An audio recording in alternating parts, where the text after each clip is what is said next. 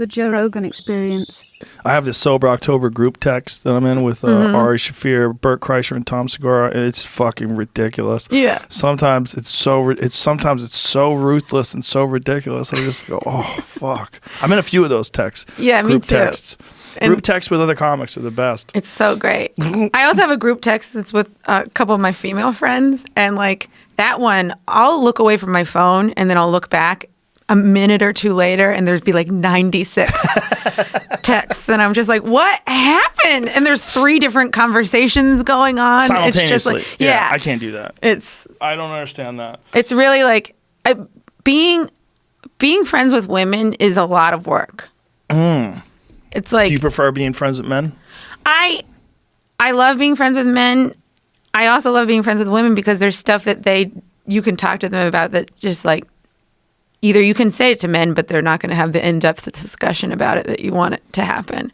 You know, like women will just indulge each other and be like, but how did he say it? You know?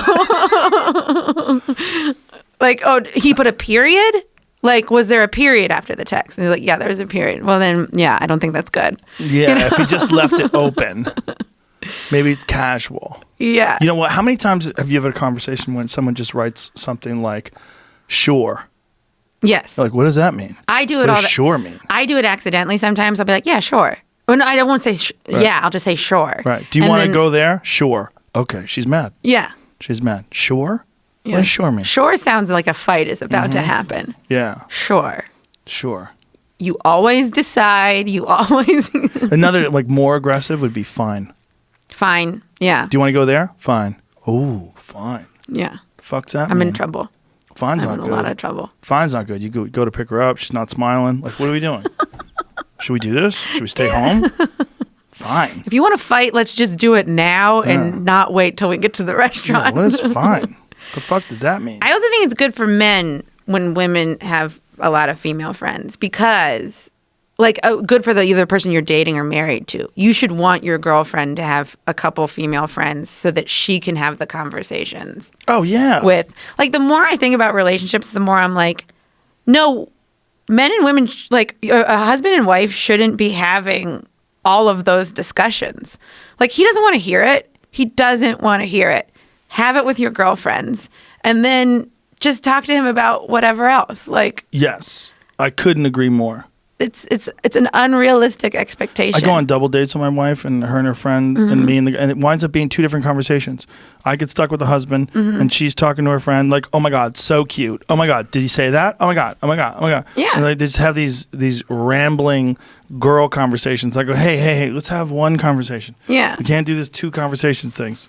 Yeah, and it's like it's so nice to have like the girls just to be like, yeah, I get to indulge the girl side of myself. Right, like, but that's a thing. That's a real thing. It's a real thing. Yeah. Yeah. But like some people want to pretend that men and women are the same thing. I think that's such a detriment to both men and women. Like saying that women are the same as men, it's like, well, we're not, but also, why do we want to be? Right. Why is that happening? Why is that even the standard? Right. Like, just let women be what we are. Yes. And men can be what they are. And then there's some people that do float in the middle, but like... Well, I think it all gets conflated with equal rights. Like equality, equal rights, equal laws, equal, willingness to try different jobs, those kinds of things. Yeah. And then we decide that men and women are not any different and that these are all cultural creations and... These are things that are concocted by society. Right. And I think it's bad for women when we say, well, we're just the same as men, because it's like, you're saying with that sentence that men are correct. And when you finally start to think of us as men, as the same as men, now we're correct too. Well, what I like to say is that men and women aren't math. Exactly. Like, we're not equal. We're different things. Yeah. It's not an equality thing. You make all the people. Like, they will never be equal to you. You make every fucking human that's ever made is made in a woman's body. Exactly. This whole thing, though, is weird to me because I'm like, where did this come from? This didn't exist before. The equal rights thing existed before. Yeah. But that it's some sort of a cultural creation that women are different than men. That this is something that society has sort of imposed on women. Like, no, women like different things. Yeah. And we just sometimes just like to be around each other, which men, I think, sometimes just like to be around each other too. For sure. You know, like, it's like, and I can hang out with the boys, no problem. I grew up with older brothers, you know, like, all I ever did was hang out with boys. But now, like, I also see so much value in just getting to be with girls. Yeah, you should. I mean, it's and men do with men. There's a lot of stuff that men like that women don't. A lot of women don't have interest in. Yeah. Yeah, and that's okay. It's fine. But this idea, like, that's toxic, like toxic masculinity, like all this nonsense that we hear today, it's all exactly what we were talking about before, with people trying to control people and define people. Yeah. And it's the same thing. It's like, I think that's one of the reasons you see it a lot, especially online, from white women, because we want to have power.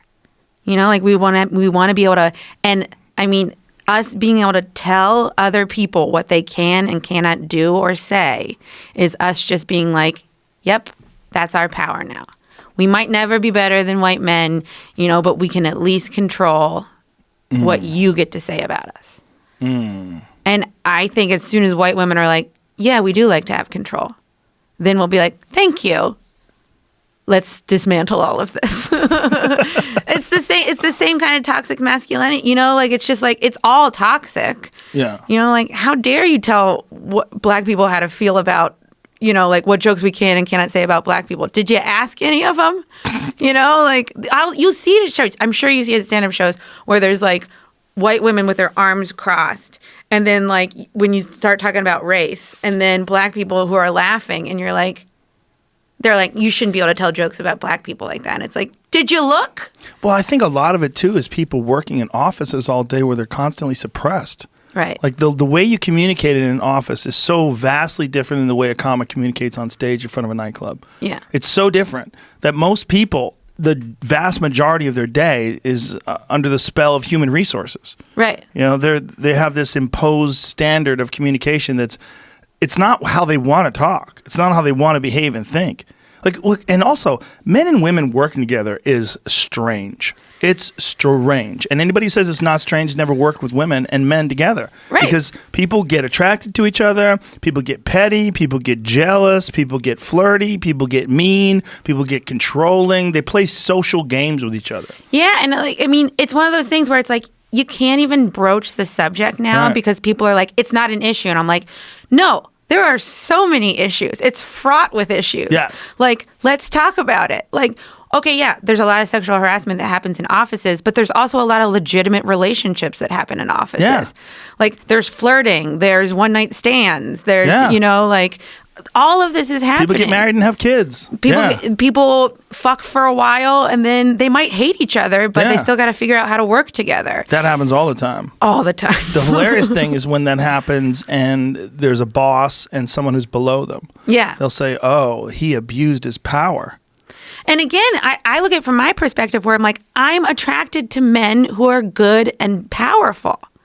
So if I worked in an office and my boss was really good looking and I was attracted to him and there was a chemistry and we started sleeping together, like, that's what I wanted. And then, you know, like, yeah, this is You're like, going to get canceled just for saying that. 100%. You can't say that. You can't say that you want to be with someone powerful and someone who holds something over you. Yeah, I do. You should fuck the janitor. Be a good person. Yeah, I mean, if he's really hot, you know, Well, I he might needs get a a green shot card too. anyway. Oh, well, You could hook him up. we would get married now. Yes. That was the whole thing. Yes, but take it seriously. Yeah. It's important for his culture. Don't be an asshole about it. I'm his way in. There you go. I do think, like, I do see it now, and this is a weird thing, but like super feminist women, I do see a lot of them kind of dating like jawless, like kind of pushover guys. Yeah. And I'm like,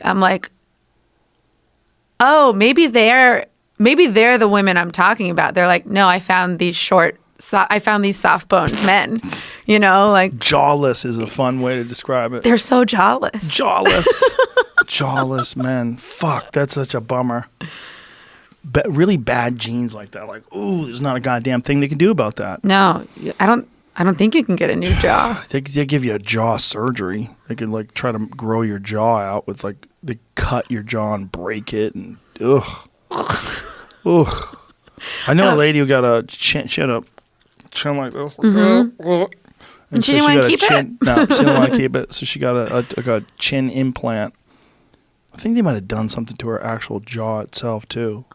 But it was one of those very unfortunate chins. You know. And then she couldn't eat for like. I don't know. They put a piece of plastic or something where her chin, like it used to go in too far. Yeah. And then it came out a little bit. Did she have syphilis? I don't know. I didn't ask. I didn't know her that well. She told me she had a chin implant. I was like, what? Like, you had a what? You like your jaw? She didn't like the shape of her jaw, so she got her jaw reworked. Well, some of these guys should look into that. I don't think there's much you can do if you have a tiny little jaw. Fuck. That's a bummer. But yeah, working with men and women working together is like, there's a way to figure it out, but it's fraught with complications. It is. And the real issue is people holding things over you in order to get you to sleep with them. It's not you, 100%. You being someone who works with someone who's legitimately attracted to this guy and then you get together. It's still, if I was running a company, I'd say, hey, don't fuck each other, you assholes. I'm trying to make money. Right. You know? Yeah. I want productivity. I don't want to. And I can't condone it legally. Right. Because if I say, yeah, what are you, banging your secretary? All right. Fuck yeah. Take a picture. Come on. Like, what am I going to say? You would have to say that it's in the rules and regulations. You would have to say. But there's no way you can tell me that it's not possible for a man and a woman who are working together and the guy's the boss and the woman works under him and they fall in love and they have an amazing relationship. It happens all the time. It does. Bill and Melinda Gates. Oh, she worked at Microsoft. That piece of shit. Bill is a piece of shit. I mean, he's a power hungry piece of shit who abused his power. And you can see it when you look at it. It's basically rape. It's basically rape. Basically, he had power over her. Basically, yeah. She's actually been a prisoner. Oh my God, I can't believe this. We got to give her half of that $100 billion that he has and get her out of that. But that's like ivory tower. Of course, this happens. Of course it happens. Yeah, it's what the real issue is. Someone sexually harassing you, like some guy was holding a promotion over your head saying that he wants you to sleep with him or making lewd comments that make you feel disgusted. Right. Or you show up to work and you're not interested in that person at all. You just want to do your job and they're making comments about your breasts or your legs or your mouth or fuck. Oh, the mouth comments are the worst. They're somehow creepier than like the breast or the butt. Yeah. It's just like your mouth. Oh, stop it. Just picture him with his just fly down pants still on. Pulls his cock. Oh, God. Oh, look at that little mouth. Stop talking about my mouth. The problem is there's no equivalent with men. There's no one thing that a woman could say to a man that makes him feel like a piece of meat like that, like humiliated. It's so hard to sexually harass men because they're into so much of it. Yeah, we'd like it. Yeah. Yeah. Especially if we're attracted to you, you sexually harass. Like if your boss is like, you want this job? You got to eat my pussy. Be like, how? Let's fucking do this. Here or later or? Throw you on that desk right now. How much am I getting? How much of a raise are we talking about here?